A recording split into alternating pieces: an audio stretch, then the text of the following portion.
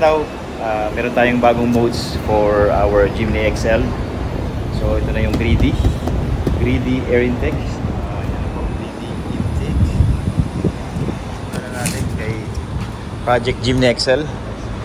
So open sesame. So ito yung tatanggalin natin. This is what we're gonna remove, the stock filter. So we're gonna replace it with the greedy air intake.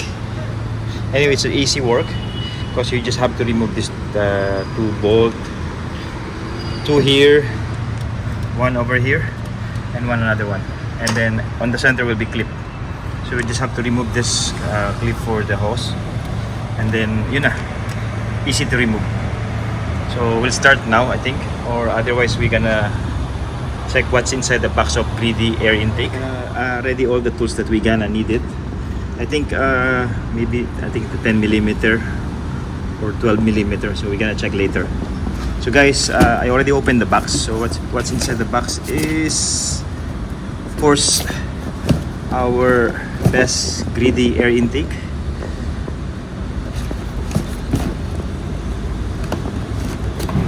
Ayan po, ayan siya. So yun yung intake natin, comes with the greedy emblem. So emblem, yeah. And then of course we have the pipe.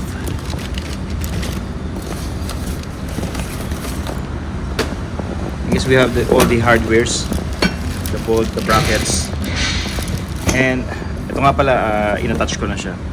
I already attached this yesterday. Ito yung ating greedy. So hindi ko pa tinatanggal yung blue protected film niya. Ito pa yung blue protected film. So it's gonna be look like later. Yan. So now I think, so that's all you're gonna find out. That's all you're gonna find inside the box. So guys, our tools and parts are ready. And now I think we have to start removing all this old air intake. So guys, na-remove na natin yung two screws. Two screw here, one here, and one on the other side. And then now I already removed the air filter. And then I loosened this clip for the hose. So now I removed this one. So guys, isa-isa lang kasi para mas madali natin iangat. Ngayon, actually ito nakaklip na to. So it's easy. It's already removed actually. We need to follow the instructions. So there will be a bracket here on the side, one here, and those two brackets. So yun lang, sundan na natin yung instruction manual. Kaso lang, it's so difficult to understand kasi naka-Japanese yung instructions niya eh. So follow lang natin yung photo siguro. So ayan yung material na bracket is so nice. Ayan naman, napaka heavy duty siya. So still. So on the first photo, I think it's gonna be the bracket like this. And the second will be here. The third, I guess, the fourth, I guess this one, and then the last one will be this one.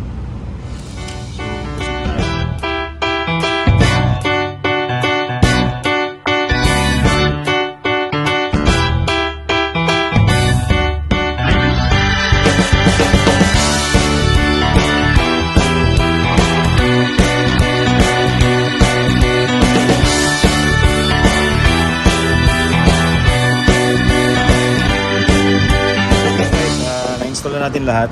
We already tightened all the bolts, so including the hose. Ito na siya, yan yung pinaka perfect fit niya tingin ko. Hindi ko na siya matulak punta rito, medyo banat na yung rubber niya. So na-tighten ko na to. So ngayon, see, kasama na siya sa alog ng engine.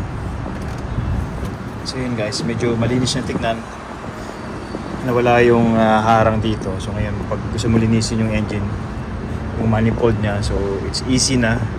It's visible now. And then this is the moment of truth. Gonna install this filter. Nice. Ayan siya guys, biging ganyan siya bali. So tingnan natin ngayon, install na natin. We'll see now. I'm gonna start the engine and we'll see.